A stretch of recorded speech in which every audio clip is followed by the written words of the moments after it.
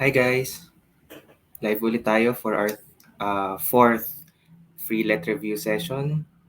Pero ngayon magpo-focus na tayo sa majorship for English majors. Wait lang tayo ng konti.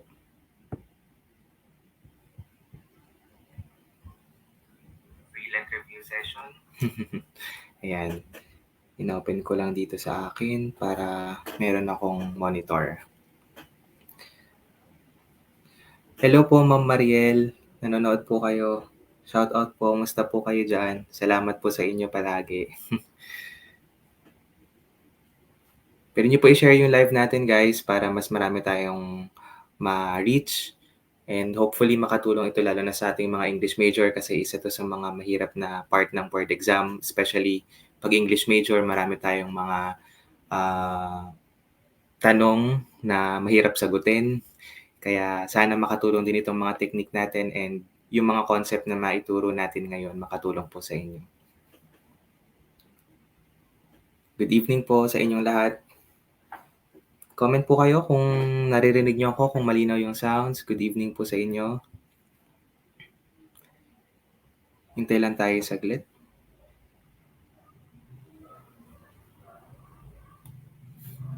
Okay. Di bale, kung yung iba naman ay mamaya pa makaka-connect o kaya pwede nyo naman tong i-view ulit after the live. We also upload live sessions dun sa YouTube. Yung live natin dito sa Facebook, ina-upload din natin sa YouTube channel. So, you can also check them out para makita nyo kung mas gusto nyo yung mabilis na mapanood nyo, yung talagang on your own pace, on your own schedule, pwede nyo i-visit din yun. Pero pwede rin dito sa mismong Facebook, di naman natin dinidelete yung live natin. Okay. Good evening po ulit sa inyong lahat. Mag-start tayo ng live natin para sa first major review natin. Good evening po ulit sa inyong lahat. And kung nahihiya kayo mag-comment, okay lang. Pero pwede rin naman kayo mag-comment para mas masaya yung review session natin. Okay? So, start tayo sa una nating tanong. Medyo maiksi lang to pero marami tayong mako-cover na concepts dito. Try tayo sa una. Which set of words is an example of minimal pair? We have they, okay. We have B, hot, cold, C, bad, but, or D, what, and cat. Okay. Nakakonect na ba yung mga mahilig sumagot? Good evening po sa inyo. Try natin kung gusto nyo sumagot, pwede nyo i-comment sa comment section yung mga sagot nyo, English majors. Pwede nyo rin pong i-share. Salamat po sa mga nagsishare ng live natin, especially sa mga English majors. Tayo lang din naman magtutulungan. Kasi mahirap din talaga ang English. Kaya, tulong-tulong lang din tayo para pare-pares tayo makakuha ng mataas na rating sa board exam. Yun na agad no mataas na rating, di lang basta pasado. Okay. Medyo wala pang masyadong sumasagot na, pero okay lang. Discuss natin to. Ang sagot dito sa number 1 ay letter A. And shoutout kay Sir Julius at saka si CPA Melky na nanonood. Hello po, shoutout po sa inyo. Okay, ang sagot dito sa number 1 ay itong letter A, they at they. Bakit? Ano ba yung minimal pair? Yung minimal pair, yun yung words na halos parehas sila ng pronunciation pero nagdi-differ lang sila sa isang sound. May it be a vowel sound or a consonant sound. At dito sa apat na options, itong letter A lang yung may magkatunog na magkatunog pero isa lang yung nabago. Yung unang sound nila, 'di ba? Kasi i-next natin, meron ata ako ditong paliwanag. Ayan. Yung phonetic transcription ng they at ng they, parehas sila na may diphthong sa dulo pero yung umpisa nila doon nagkakaiba. So, ang sound niya ay D at yung pangalawa naman ay hard TH which is they. Pero bakit yung letter D? Bakit hindi siya minimal pair? Parang magkatulog din naman yung what at cat. Nagbago lang naman sa una lang din sa isang sound. Ang reason po ay dahil hindi magkatunog yung unang consonant nila at hindi rin naman magkatunog yung pangalawang sound which is yung vowel. Yung bigkas natin dun sa pusa, it is pronounced as cat, no? Cat. Yung medyo maarte na A, parang gano'n. Cat. Pero yung what, ang bigkas do'n ay parang bigkas mo do'n sa salitang hot na mainit, which is hot, dito naman what. Yun yung letter A na merong dalawang tuldok sa taas pagdating naman sa transcription ng sounds niya. Okay? So, hindi po yun minimal pair. So, medyo mahirap ano? Kailangan talaga alam natin kung ano yung um, specific na sounds, kahit yung vowel sounds, ma-distinguish natin yung pagkakaiba nila. So yung hot and cold, obvious naman na hindi yun minimal pair. They are antonyms, di ba? Sa meaning naman sila medyo connected o yung relationship nila, pero antonyms sila. Yung letter C naman, bad and but, magkaiba na yung vowel sound, magkaiba pa yung last na consonant sound. So hindi din siya minimal pair. Okay? So, ganyan po ang ibig sabihin pag sinabing minimal pair. Magkatunog pero isa lang, isang sound lang yung pagkakaiba. Ginagamit natin ang minimal pairs yan pwedeng pag-itanong sa board exam, especially kapag nagtuturo tayo ng pronunciation para mas madali nilang ma-distinguish. Halimbawa, yung pagkakaiba ng sound na D sa pagkakaiba ng sound na hard TH. Ayun. Para mas ma-distinguish nila sa pronunciation, tinuturo natin yung minimal pair. Nanonood din si Rans. Hi Rans, shoutout sa'yo. Ayan, mga estudyante ko po yun nung nag-teaching internship ako. Okay, so next po tayo. Dito tayo sa pangalawang tanong. Malinaw po yan. Which is not true about suprasegmental phonology? We have A, it is the prosodic features of a speech. B, it involves gestures and facial expressions which complement the message of the speech. C, it includes intonation, timing, and rhythm. Or D, it adds emphasis and emotions to spoken language. Shout out din kay Ma'am Juvea, nanonood din siya. Okay. Medyo, ano pa, no? Hindi nyo pa tayo mag-comment. Mahirap ba yung mga tanong, guys? Medyo wala pang confidence sa pagsagot. Pero okay lang din naman yun. Kung gusto niyo mag-try, hintayin ko kung magko-comment kayo. Hintayin ko. Baka nag-iisip din kayo dyan. Meron din tayong, marami-rami din yung concurrent viewers natin, no? So, baka nag-iisip din yung iba sa inyo. Which is not true about suprasegmental phonology. Dito maintindihan ni Sir Julius. Okay lang yun, Sir Julius. TLE major naman po kayo. Wala naman sigurong ganyan tanong pang Gen Ed English. Pero salamat po sa support. Salamat sa panonood ng live natin ngayon, Sir Julius. Si Sir Julius ay parehas kami ng school, NAUST. Hi kay Ma'am Cristel, si Ma'am Rose Ann nanonood din. Hello po, shoutout po sa inyo. Okay, try natin sagutin. Ang sagot dito ay, ayan si Klein nanonood din. Hi Klein, shoutout sa iyo. Ang sagot dito ay letter B, no? Yan ang hindi tama or false about suprasegmental phonology. Bakit? Kasi pag sinabi nating suprasegmental phonology, it deals with the spoken language other than the words themselves, no? Bukod sa words, meron pa kasing ibang features ang spoken language na tumutulong para mas maging maganda or meaningful yung message.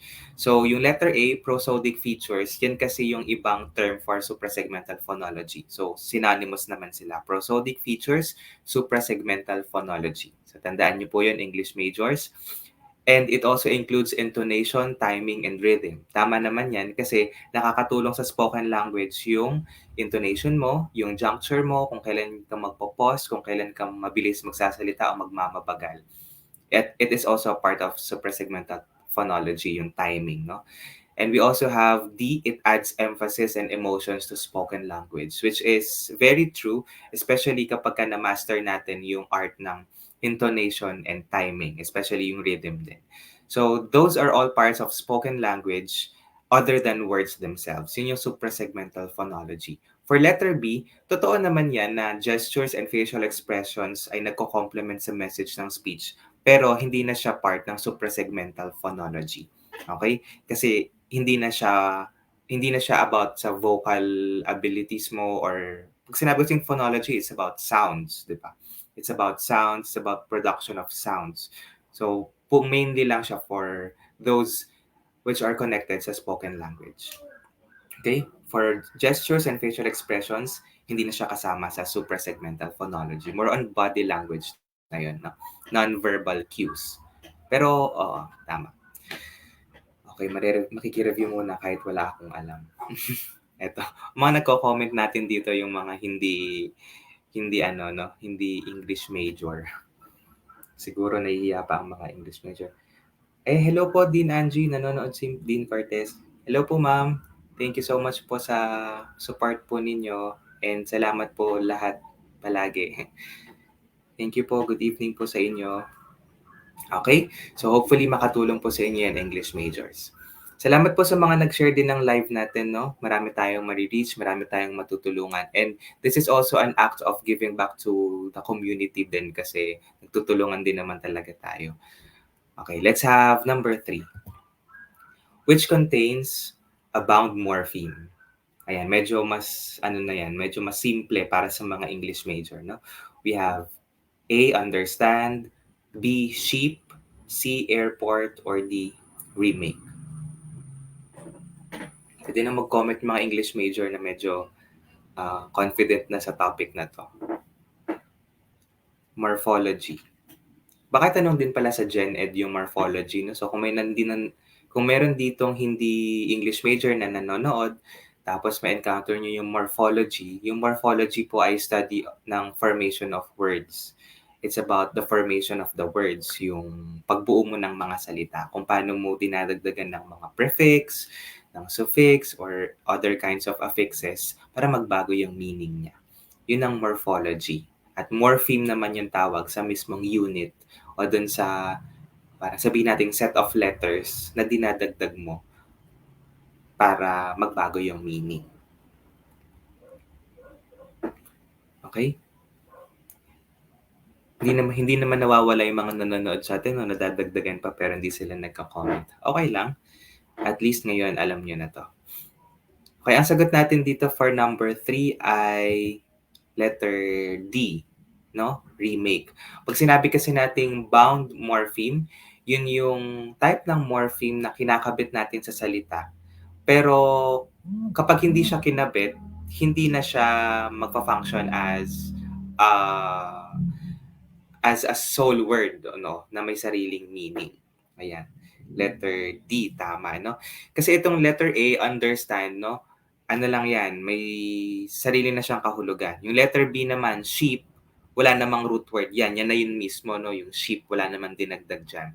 For airport naman, wala din diyang bound morpheme. Pero yung letter D, ito yung remake, ang bound morpheme niya dito ay yung prefix na re. Kasi ang root word niyan ay make.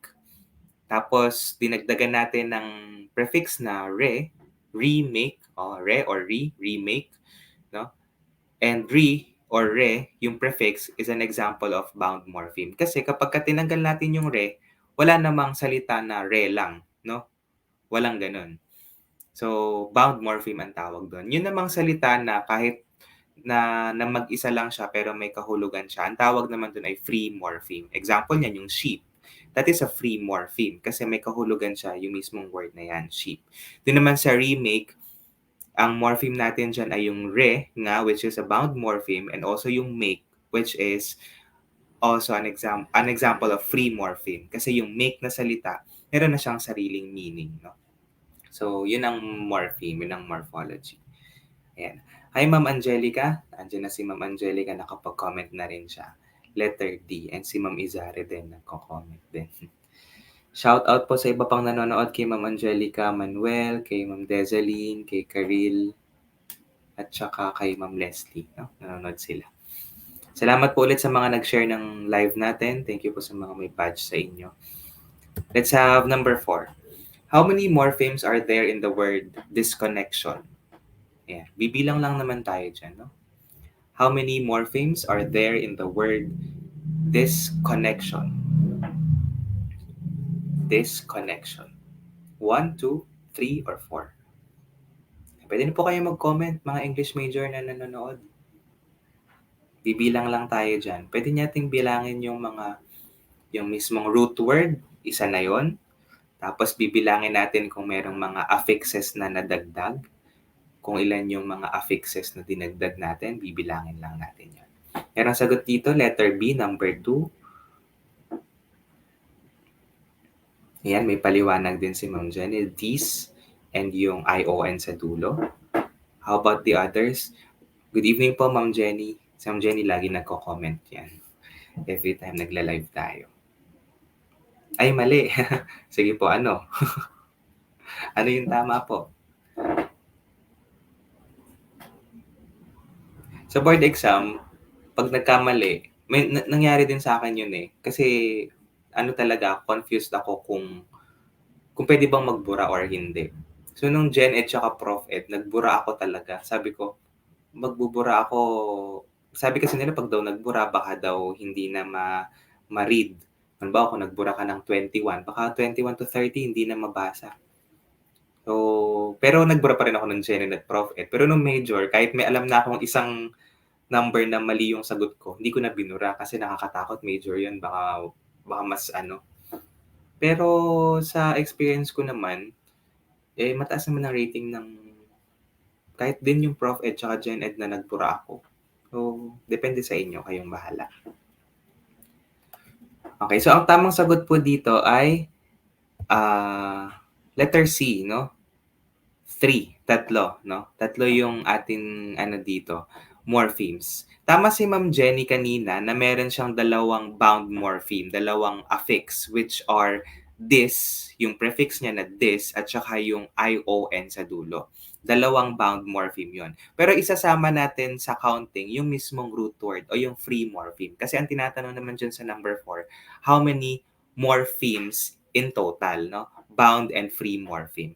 So, tatlo po yan. We have yung root word na connect, tapos yung prefix na this, at saka yung suffix na ION. No? Connect, this, at saka ION. So, tatlo. Tatlo po. So, tama naman yun, Ma'am Jenny. At least ngayon, magiging, ano na tayo, maingat na tayo sa pagbabasa ng tanong, ng questions. Pero kapag ang tanong ay, how many bound morphemes are there? At dalawa lang kasi yun lang yung this at ION. O kaya naman kung ang tanong, how many free morphemes? At connect ang tamang sagot. No? So, yun. Kung nagbibilang kayo ng morphemes, pwede nyo nang bilog-bilugan yun, yung mismong papel nyo sa board exam. Kasi pwede rin naman siya talagang sulatan. Okay, let's have number 5. Ito. Which group of words falls under the category of derivational morphemes? Isa na to sa mga na-upload nating short clip video sa page, no? Pero i-discuss pa natin dito further. So we have loves, hurts, forgives, quickly handles problems, patiently hopeful, optimistic, or harder, stronger, bolder. Okay, merong sagot dito, letter B. Tingnan natin kung yung iba magsasagot din. Si Ma'am Crystal, letter B, meron din siya. Okay, so habang nag-iisip yung iba, ipaliwanag natin yung tanong, no, yung group of words false, no, sa grammatical aspect niya. Bakit false yung verb doon? Words yung sinusundan niya, 'di ba dapat plural, dapat walang s yung verb. So hindi po, no. Kasi ang subject diyan yung group of words, group, singular siya, kaya singular din yung verb false, no. Parang excuse me, which group falls, parang ganun. Intervening phrase lang yung off phrase dyan. Okay, may mga sagot sila BBB daw. Pero may sagot si Ma'am Jenny, letter C. So, reveal natin yung tamang sagot. Salamat sa mga nag-participate po, no? Medyo, ayan na, medyo confident na tayo. Ang sagot po dito ay letter C. Okay? Letter C, patiently, hopeful, and optimistic. Bakit? Ulitin natin. Ayan, medyo nawala ako, pero okay na ata ulit. Pag sinabi nating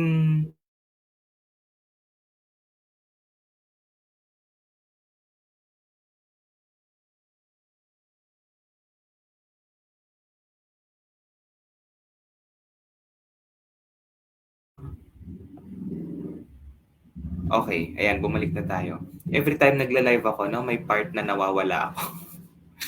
nagloloko yung internet ko. Pero okay na? Okay na po? Naririnig niyo na po ulit ako? Nakabalik na ba ako? Try niyo nga po mag-comment para ma-detect ko. Naririnig niyo na po ba ako? Malinaw na? Ayan, mukhang okay naman na.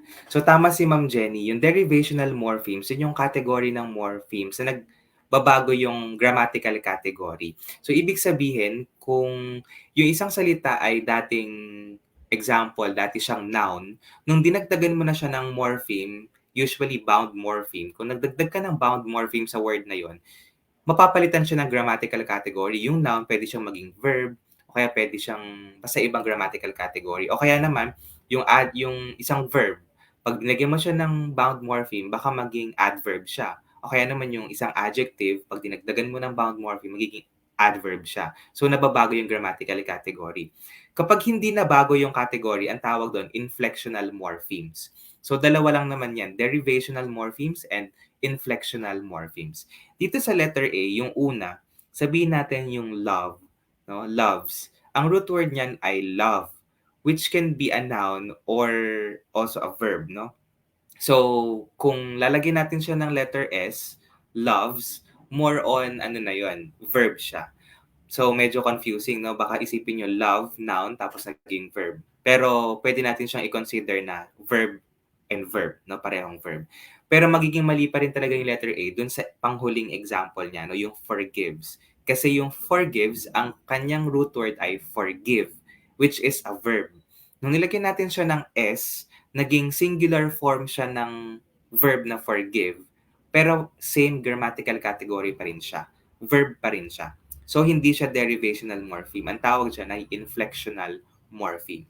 Sa letter B, may mga sumagot din kanina ng letter B. Ang ibig sabihin po, ang kunin natin example dyan, yung dulo din, yung problems, no? Yung problems, ang root word niyan ay problem, which is a noun.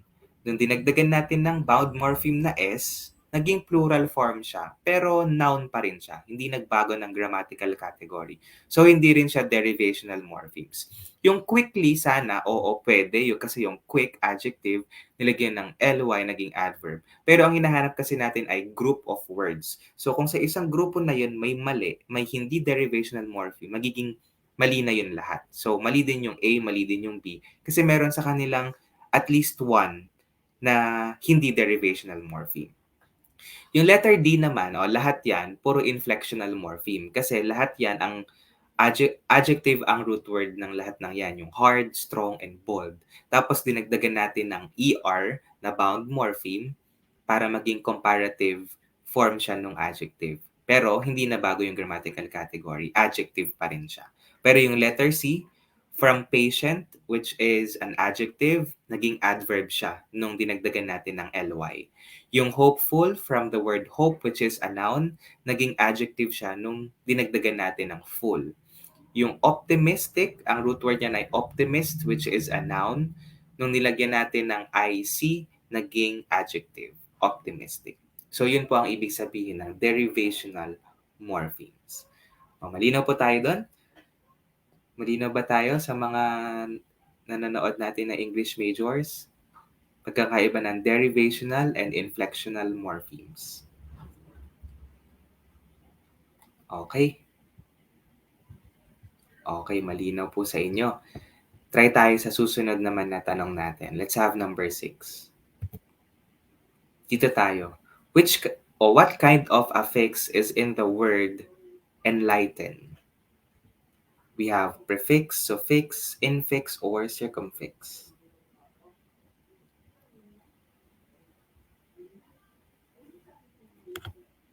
Salamat po ulit sa mga nag-share ng live natin. Thank you po sa inyo.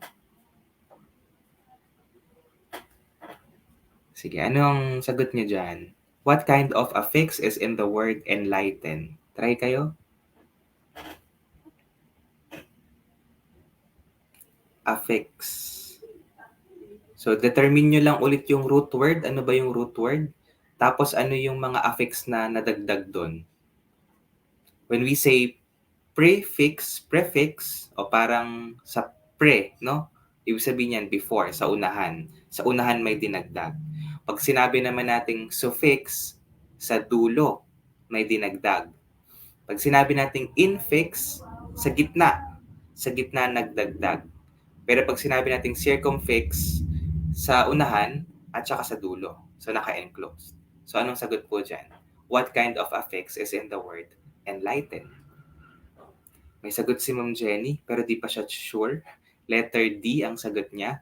Ang root word ay light, tapos ang argument niya, may N sa umpisa, may N sa dulo. So letter D daw, circumfix. And umagri na si Ma'am Cristel. Ayan, letter D din ang sagot niya. Okay. So, tama po ang sagot ninyo, no? Circumfix. Kasi ang root word ay light, tama yung paliwanag ni Ma'am Jenny. Meron tayong prefix na en sa umpisa, meron tayong suffix na en sa dulo. So, naka-enclose siya. Circumfix. Okay? Madali na naman tandaan, no? Prefix sa umpisa, suffix sa dulo, infix sa gitna, kasi nga in sa loob. Circumfix, parang circum, parang pinalooban. Okay. Sa una at sa huli. So, enlighten, meron siyang circumfix. Tama din si Ma'am Angelica Manuel. Ayan. Salamat po sa nagpa-participate sa ating live. Pero sa mga hindi nagko-comment, okay lang din naman. At ang mahalaga, nanonood kayo at nakakatulong yung mga paliwanag natin. Let's have number 7. Dito naman. What kind of affix should you add to pluralize the word father-in-law? Prefix, suffix, infix, circumfix. So parang yung tanong na yan, dalawa na agad yung kailangan mong isipin. Una, paano ba i-pluralize yung salitang father-in-law? Tapos, pag na alam mo kung paano, i-identify mo pa kung anong kind of affix yun. No? So ano? Anong sagot dyan? Kung hindi mo alam yung tamang pluralization o yung tamang plural form ng father-in-law, ay mamamali ka din ng sagot. What kind of affix should you add to pluralize the word father-in-law? And talagang yung board exam ay more on ano po yung ganyan, yung very tricky, very confusing. Isang tanong lang, pero hindi lang isa yung iisipin mong aspect, no? Lalo na sa English major. Nanonood si Ma'am Kiana Midge LPT. Shoutout po sa inyo. Sige, ano po ang try niyo pong sagot dyan, no? What kind of affix should you add to pluralize the word father-in-law? Sige nga, try nyo. Ano yung plural form ng father-in-law? Ano yung para sa inyong plural form ng father-in-law? Ang plural form ng father-in-law ay magdadagdag tayo ng S saan? Sa father o sa law? O sa in? Magdadagdag tayo ng letter S doon sa father. Fathers-in-law. Tama po, Ma'am Jenny. No? Fathers-in-law. Okay? So, paano yan? Paano yan? I-ano nga natin? I-comment nyo nga po yung fathers-in-law, tapos ipipin ko dito. Ayan. Unahan kayo para maipin ko yung paliwanag niya. Fathers-in-law. Okay. So ngayon, anong tawag dyan? Anong tawag dun sa S? Prefix ba siya? Suffix, infix, or circumfix? Ayan, si Ma'am Cristel. Ayan, tama. Fathers-in-law. Tama din si Ma'am Jenny. Ayan, plural form siya. Okay. So, ang tawag dyan ay anong affix yung S? Letter S, nilagay natin sa gitna. Ano yung tawag pag nagdadagdag tayo ng affix sa gitna? Is it prefix, suffix, infix, or circumfix? Isang letter lang dinagdag natin, isang morpheme lang. Nilagay natin sa gitna. So, ang sagot dito ay letter C po, no? Infix. Kasi nasa gitna. Sa gitna mo nilagay yung dinagdag mong morpheme, which is yung S. Okay? Ano po ang tawag dyan? Anong kind of morpheme yan, no? Father-in-law, singular noun. Dinagdagan mo ng infix na S, naging fathers-in-law, naging plural. Derivational morpheme or inflectional? Siyempre, inflectional morpheme po yan, no? Kasi hindi naman nabago ng grammatical category. Try tayo next, number 8. Malinaw na po yan, no? Mga affix natin. Basta marunong lang tayo mag-detect ng keyword, kayang-kaya po natin yan. Let's have 8. Dito tayo. Which of the following pairs of antonyms exemplifies a non-gradable pair? Cheap, expensive. Bright, dull. True, false. Modern, old-fashioned. Which of the following pairs of antonyms exemplifies a non-gradable pair? Ang verb natin dyan ay exemplifies sa tanong. Again, sa grammatical grammatical aspect. Grammar lesson. Exemplifies, bakit ganun? Akala ko ba yung pair sa pairs dapat mag-ano, no? Pairs of antonyms. So, pareha yung plural, o alin man dyan. Pero bakit singular yung ginamit na verb? Kasi we are looking for just one option. Which, nun tayo. Yun ang ano na natin dyan. Which exemplifies. Kasi ang off phrase na natin dyan, yung buong of the following pairs of antonyms. Okay? So pag gumagawa din po tayo ng tanong, no? Pag ganyan, which of the following ganito, normally, laging singular yung verb na kasunod. No? Kasi isang option lang ang pinipili natin. Yung sagot ng si Ma'am Angelica, letter C. Yung sa C ba? No? Letter C, si Ma'am Angelica. Okay. Paliwanag natin, ano ba yung non-gradable pair? Pag sinabi nating non-gradable pair, yun yung mga salita na wala na siyang parang scale. Di mo na siya pwedeng sabihing medyo ganito, medyo ganyan. Parang wala na siyang rating. Ganun. Usually yan for adjectives. Pag sinabing gradable, ibig sabihin, nag-grade mo siya. Pwede mong i-rate. Pwede mong i-rate yung meaning. Halimbawa, letter A. Example ng letter A, no? Cheap. Pwede mong sabihin, medyo cheap lang siya. Pwede mo ring sabihin, sobrang cheap niya. Ganun. So, parang ganun. So, alin dyan ang non-gradable pair? And si Ma'am Ina. Hi, Ma'am Ina, nanonood si Ma'am Ina LPT. Master na master niyo po mag-live, no? Natuto na ako sa inyo paano mag-live. Okay, tama. Pero ang reveal natin yung sagot dito, tama si Ma'am Angelica, letter C, true at false. Bakit? Kasi yung letter A, cheap. So, ano na yan, ang pinaka-ano natin dyan, tawag dito, mental block na ako. Pinaka-technique natin yan. Sa 7 pa yon, letter C. Okay. Dito tayo sa letter 8, letter C. Nahuhuli ata ako o baka nahuhuli yung ano nyo. Sige. Ang technique natin dyan, kapag yung isang adjective ay pwede mo siyang lagyan ng comparative at superlative form, gradable siya.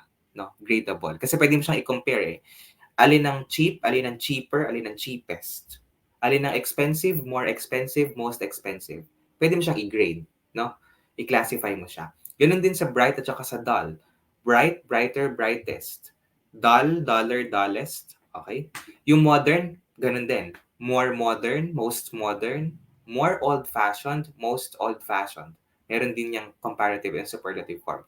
Pero yung true at false, prescriptively, wala na yung gradable aspects. No? Hindi mo pwedeng sabing truer, falser, falsest. Walang ganon.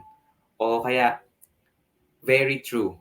Para sa informal setting naman na kasi ginagamit yung very true. Ay, nanonood si Ma'am Genesis Puno. Hi po, hello sa inyo. Mga kabatch ko dati, high school. Shout out po. Okay, yung true at false, wala na siyang hindi mo pwedeng 1% true lang yan, 2% true lang ganun. No? Pag sinabi mong true, true talaga. Pag sinabi mong false, false talaga. Ano pa ibang example ng non-gradable pair? Pwede din dyan yung dead at saka alive. Dead, walang partly dead. Medyo dead, walang ganun. No? Kahit yung 50-50, alive pa din yun. Buhay pa din yun. So, hindi siya gradable. No? Yun ang gradable at non-gradable pair. Lumalabas yan sa board exam, kaya dapat masterin po natin. Hindi ko pa pwedeng sabihin na lumalabas kasi isang beses lang naman ako nag-board exam. Lumabas, no? Sa experience ko. Yung mga ganyang topics. Let's have number 9. Malinaw na po sa inyo yan, no? Dito na tayo sa sentence fragment. Which is an example of a sentence fragment?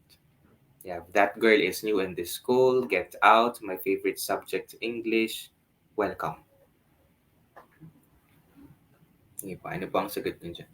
Medyo basic lang din yan for English majors, kaya sana makatulong sa inyo. Pag diniscuss pa rin natin, mas magiging ano na kayo. Sure na kayo sa sagot niyo. Nahuhuli ba ang live niyo o mabagal ang internet ko? Mabagal ang pasok ng comments?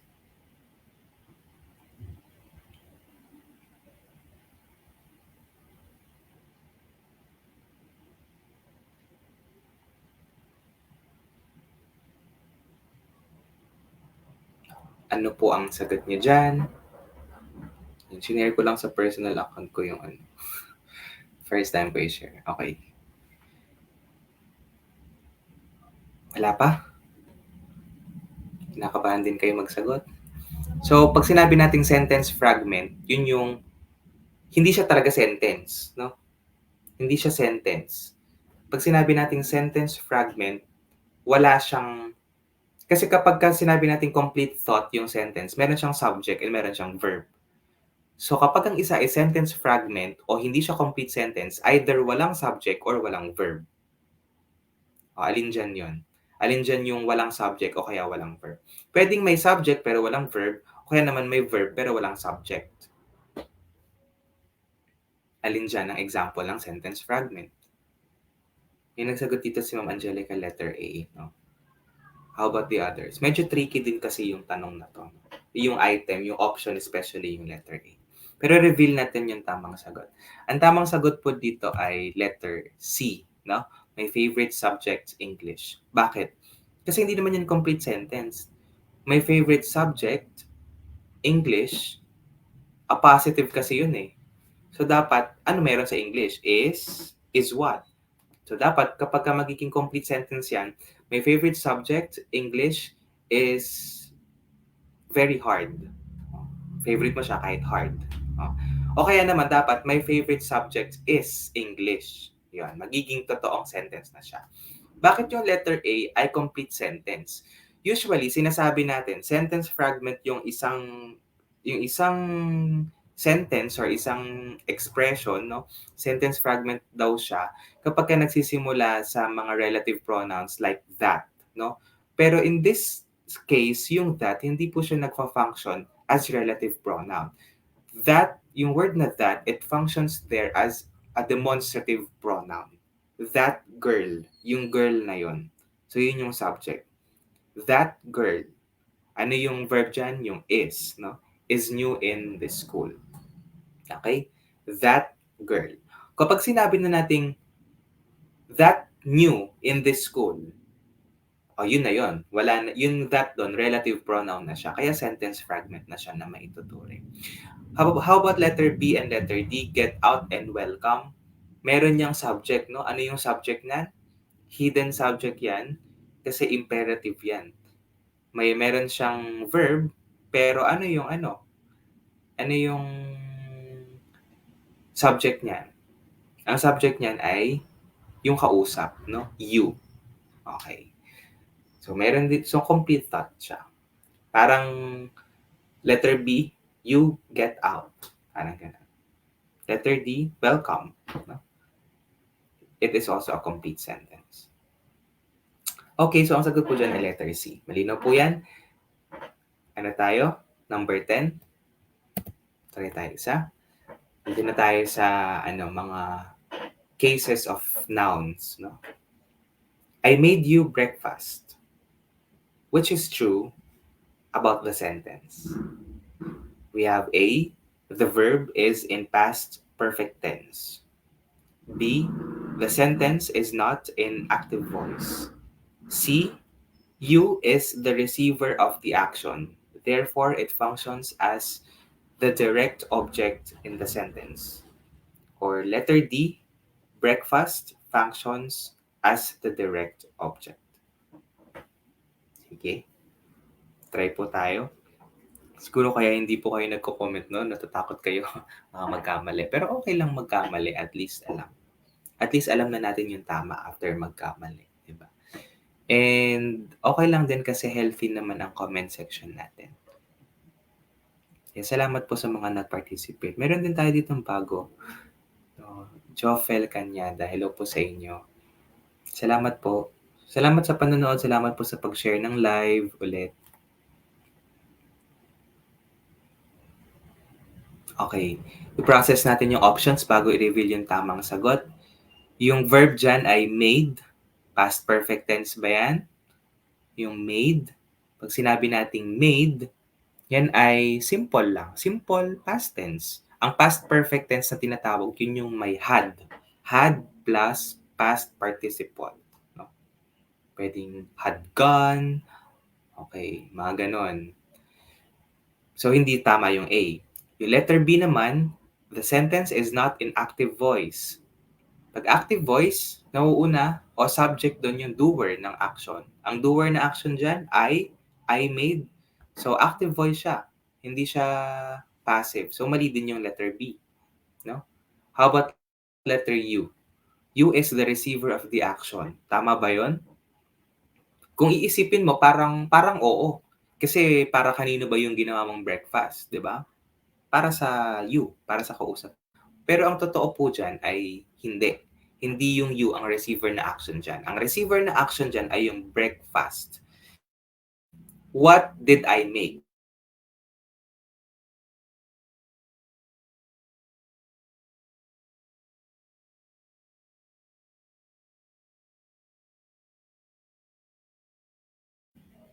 Ayan. Nawawala na naman tayo, 'no? Okay, sige. Okay na po? Naririnig niyo na po ulit ako? Problema ko talaga ang signal minsan. Minsan lang naman. Ayan, oo pala, tama. Okay, sige. Mukhang nakabalik na rin tayo. So, ang you, hindi siya receiver na action diyan. Ang receiver na action ay yung breakfast. Kasi what did I make? Yung receiver kasi na action, it answers the question, what? No? Ano yung ginawa?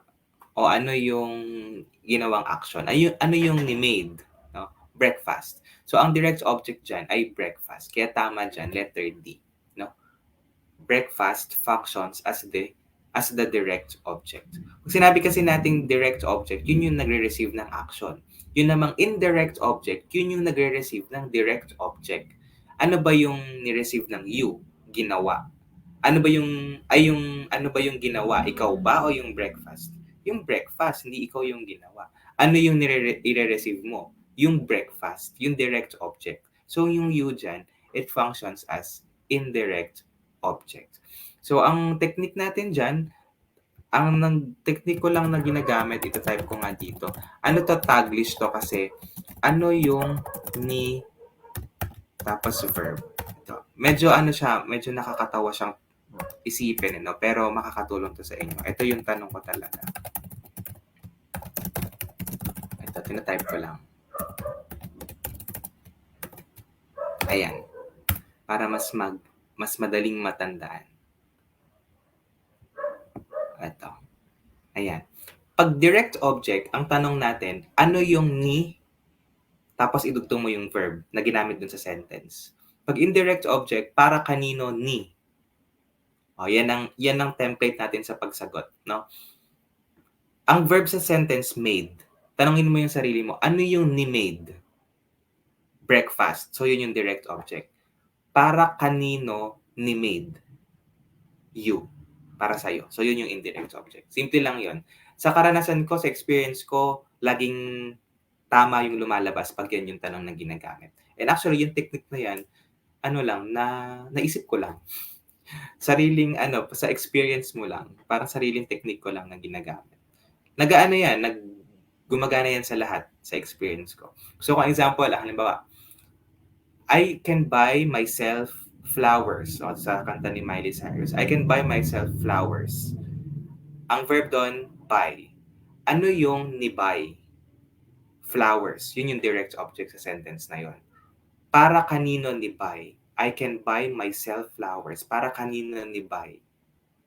para sa sarili, myself. So, yun yung indirect object. Okay. So, sana makatulong yan sa inyo. Ano yung ni, tas ipasok mo yung verb na ginamit sa sentence, indirect object para kanina ni, pasok mo yung verb sa object. Kung ano yung sagot dyan, yan na yun. Sa English kasi, ano yan, it answers the question, what, parang for whom, o tapos what, naguguluhan ako dun eh. So, yan na lang, yung Taglish na tanong na yan para mas madali. Okay? Let's have number 11. Malinaw po yun, no? O, dito tayo sa susunod sa 11. My favorite subject, English, okay, gradually becomes harder over time. What is the function of the underlined word? Parang yung overtime dapat naka-ano din siya, no? Naka-separate ng space. No? Sorry sa typographical error. My favorite subject, English, gradually becomes harder over time. What is the function of the underlined word? We have subject complement, object of the preposition, appositive, or direct object.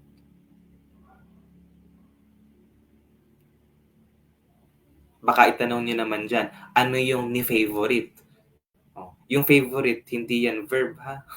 Hindi. Ano yung ni favorite English? Ay, direct object. Oh, hindi. Hindi po Kasi hindi verb yung favorite. Ang verb dyan yung becomes. Ano yung ni becomes? Baka naman yun ang tanong niyo. Direct object. Oh. So, hindi yan direct object. Yan na yung unang clue nyo. Sige. Meron ba kayong gusto nyo ba sumagot? Gusto nyo try? Pag sinabi natin subject complement, yun yung kadalasan pagkatapos siya ng verb. Tapos, pwede siyang gawing subject. So, pag pinagpalit mo yung subject at saka subject complement, usually pwede. Parehas pa rin siya na magiging meaning. Pag object of the preposition, yun yung salita na sumusunod sa preposition. Halimbawa, sabihin natin, in the market. In is a preposition, so yung market, yun yung object of the preposition. Kung ano yung preposition, tapos may kasunod siyang salita, yun yung object of the preposition. Pag sinabi naman, nanonood sa Kuya Ansel, hello po, shoutout po sa inyo. Pag sinabi naman nating appositive, yan yung nag-a-add ng, hindi pa Ma'am Jenny, wala pang correct answer. Pinapaliwanag pa lang natin yung options. Pag sinabi po nating appositive, yan naman yung part ng sentence na nag-a-add ng information doon sa word na sinusundan ng comma. It adds information or it adds supplemental information to the word preceding the comma or to the word followed by the comma. So ano yung sinusundan ng comma dyan? Ayan, kadalasan tama si Ma'am Jenny. Yung appositive may dalawang comma. So very obvious na magiging sagot natin dito, which is appositive. No? May dalawang comma. Pag may dalawang comma dyan, appositive na normally, no? Pero hindi naman palagi na magpa-appositive siya. Pwede rin kasi siyang direct address, no? Sa pwede natin ipaliwanag yun sa mga susunod. Kasi ano yung word before the comma? My favorite subject. So nagdagdag siya ng information. Ano yung favorite subject ko na yan? English. So appositive. Yun ang clue, tama no? May dalawang comma. Kadalasan appositive. Pero meron din tayong tinatawag na direct address, no? Pwede rin siyang maglagay ng comma pag nasa loob. Yung direct address naman, yun yung kausap mo sa sentence. So pag sinabi nating halimbawa, very good, sir. Ayan. Yung sir doon, after ng comma, ay direct address, no? Kasi siya yung kausap mo. Pero pwede siyang mag-enclose din sa dalawang comma pag nasa loob siya ng sentence tapos meron kang kasunod. For example, turn off the lights, Carl, to save electricity. Ano ba yan? Ayan. Turn off the lights, Carl, to save electricity. Ano pa, na-typo pa ako. Electricity. Okay, yun na yun. So, yung Carl dyan, nakapaloob siya sa comma, pero hindi siya positive. Direct address yan kasi kausap siya sa sentence, no? So, yun lang. Sinabi ko lang para hindi kayo malito. Pero isa 'yun sa mga sa mga, clue po ng appositive, may dalawang comma. Ano? Sige, let's have number 12. Ay, wait lang. Okay. Dito naman tayo. My favorite subject is English. Oh, what is the function of the underlined word naman? Yung English. Subject complement, object of the preposition, indirect object, or direct object. Again, ang tanong sa direct object, ano yung ni? Verb. Ang verb naman dyan ay is. Ano yung ni is? Hindi gagana dyan yun. No? Yung indirect object, para kanino ni? Object of the preposition? May preposition ba sa sentence? Okay, so gano'n, no? Magtatanggal tayo ng options dyan. Letter A naman, subject complement. Yun yung pwede mong pagbaliktarin. May sagot si Ma'am Jenny, subject complement. May sagot din po si, ayan, letter A din. Hindi ko, okay, tama. Letter A yung mga sagot na subject complement. Tama po ng subject complement yan. Tama din si Kuya Anstre, subject complement. Hello po, shout out sa inyo. Kasi kina-complement niya yung subject. Usually, yan yung part ng predicate ng sentence, no? Tapos pag pinagbaliktad mo siya, English is my favorite subject. Nagme-make sense pa rin siya. Yun ang subject complement, no? Pag, yun ang isa sa mga technique. Pag pinagbaliktad mo yung nandito sa dulo ng verb, yung nasa dulo ng sentence, tapos yung nasa umpisa, pag pinagbaliktad mo at okay siya, malamang subject complement yan.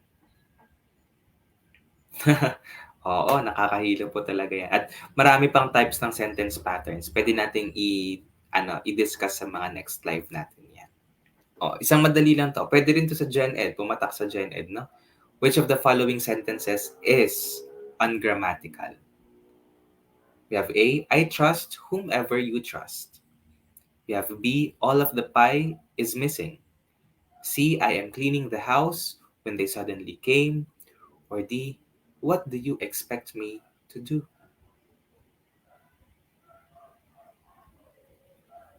Ungrammatical, no? Very self-explanatory, may mali sa grammar. No? May grammatical error. Alin dyan ang sentence na may grammatical error?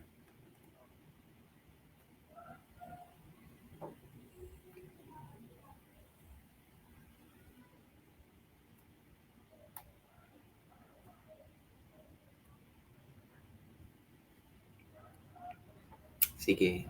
Sa mga English major dyan, ano pong sagot nyo? Try nyo lang sagot. Hintayin ko ng konti kung gusto nyo mag-type ng sagot.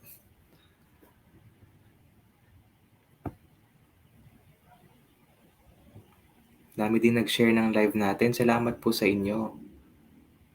At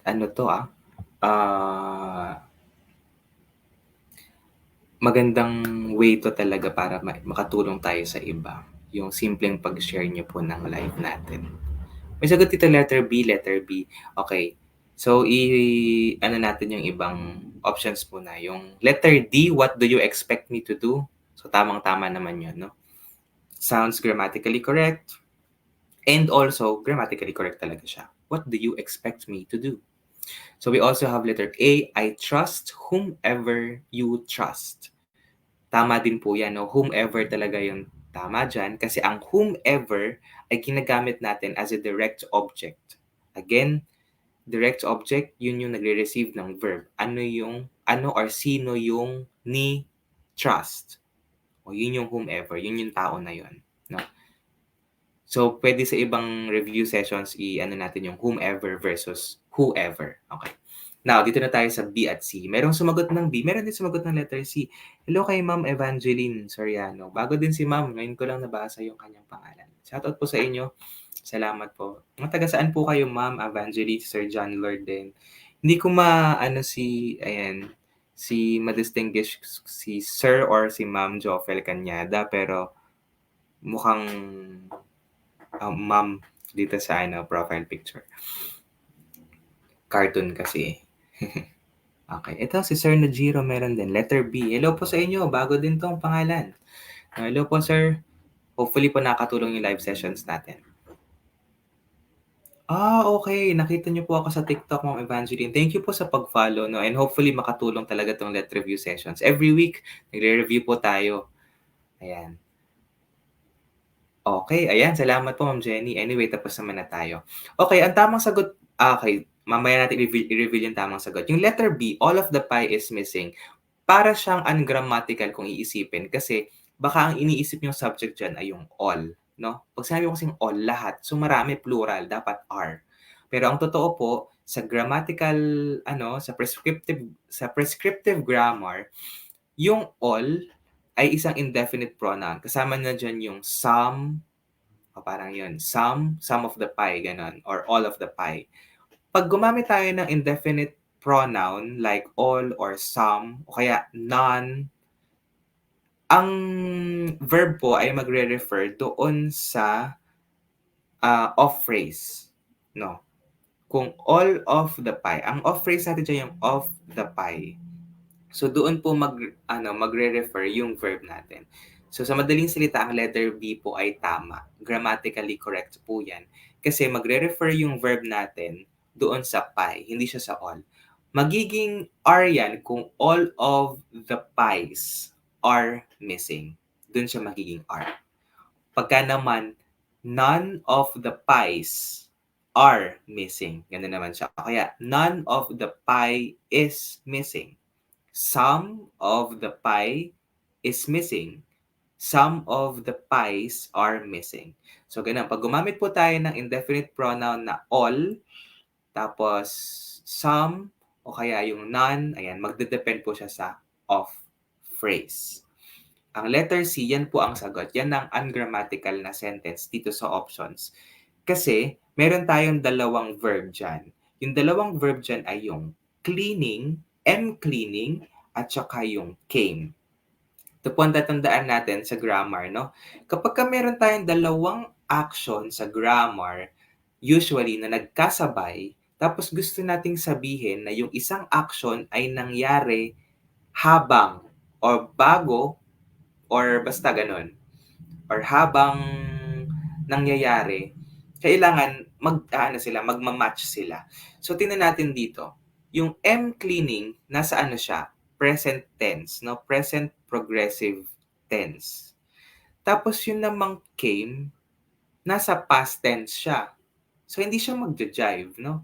Kung past tense ka, dapat lahat ng verb mo nasa past tense. Kung present tense, dapat lahat ng verb mo nasa present tense. So yun yung tinatawag na parang pwede rin natin sabing parallelism din, no? Para parallel din. So anong mali diyan?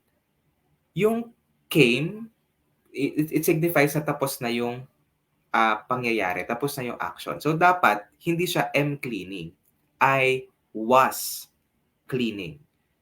Kung gusto mong sabihin na nililinis ko yung bahay nung dumating sila. I was cleaning the house when they suddenly came. No? Past progressive, simple past. Okay? Tama yun. So, ganun po tayo. Pagka past tense dapat lahat. Pwedeng past progressive yung isa, pwedeng past perfect yung isa, as long as lahat na nasa category siya ng past tense. Pero pagka present naman, dapat lahat present din. So, ganun po tayo. Kaya naging ungrammatical kasi dapat I was cleaning the house when they suddenly came. Pwede rin siyang I am cleaning the house when they suddenly come. Pero kung iisipin natin logically, kasi parang ikinukwento mo na kasi eh. Parang given na nangyari na yon. Pero grammatically correct din sana siya. Pero logically parang mas tama na ang itatama natin ay yung am cleaning. Gagawin natin was cleaning. Okay? Malinaw po sa inyo yan?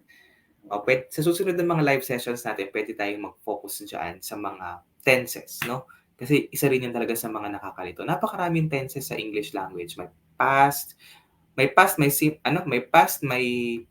present, may future. Pero meron pang progressive, meron pang perfect, no? Marami pang mga kakaibang aspect sa grammar. Merong comment dito si Sir Najiro. Thank you, Sir Carl, na-inspire po ako sa messages niyo dati about sa multiple intelligences ng mga tao. Keep it up and God. Okay. Maraming salamat po, Sir Najiro. No? yung multiple intelligences na message na speech, yun po yung speech na dineliver natin noong awarding po last year ng graduation po namin, yung recognition. So napanood ni Sir Nojiro. Salamat po sa inyo. And yun naman talaga ang aim po nung speech na yon, yung message na yon. Ma-encourage talaga tayo lahat na huwag masyadong malungkot kung hindi tayo magaling sa isang bagay. Sa ibang aspect, for sure, magaling tayo. And hinighlight din natin dun yung collaborative work, no? So, kung gusto niyo mapanood yun, nasa YouTube channel po yun. Yung full video nun, visit lang kayo sa YouTube channel natin at Carl Season. No? Parehas lang ang pangalan ng Facebook page natin at YouTube channel. Okay, so maraming salamat po ulit sa lahat ng nanood ng live natin. Naka 1 hour mahigit din tayo. So hopefully po marami po akong nai-impart sa inyo na knowledge na makakatulong sa inyo. And see you po ulit sa next live review session natin. Maybe update na lang tayo sa page kung kailan tayo ulit magla-live. And kung gusto niyo po sumali sa Facebook group, meron din tayong Facebook group na pwede kayo mag-message sa page kung gusto niyo sumama doon. O kaya naman i-browse niyo lang yung page, andun din naman yung pinaka-link ng Facebook group kung gusto niyo pong sumali. And maraming salamat po kay Ma'am Angelica. Pin natin to. Thank you po sa inyo. Salamat po sa inyo. Kay Ma'am Evangeline, kay Ma'am Cristel, and kay Sir John Lord, Joffel Canyada. Salamat po. Maraming salamat po ulit. I-upload daw pa sa YouTube channel. Yes po, i-upload po natin to sa YouTube channel para po pwede nyo mapanood. Or kaya pwede nyo rin naman ditong panoorin sa Facebook page. Pwede rin dito kayong manood. Andito rin po yung mga natin. Siguro yung TikTok nyo na napanood ko po yung kagabing in-upload ko. And na po to, pang-apat na session na po to, no? Meron tayong isa pang basic English na review at saka 2 Prof Ed. Andito rin yun sa Facebook page. Andun din sa may YouTube channel. Kung saan po kayo convenient, sige, dun lang po kayo manood. Hi kay Carl. Oy, yung pinsan ko. Hi Carl, nakapangalan ko. Hello sa'yo, good evening. Salamat po Sir Renz. Yan, si Sir Renz LPT. Kabatch ko din po yan sa NAUST. Salamat po. Okay, thank you po Mama Evangeline. Salamat po ulit at salamat po sa lahat ng nag-share din ng live. Next live po, kita-kita ulit tayo. No? And stay tuned po kayo sa ating exclusive and limited final coaching para yung mas in-depth na review talaga natin. Mag-upload ako ng mga information sa page soon, very soon. Again, thank you so much po. End na po natin yung live. Salamat po sa inyong lahat.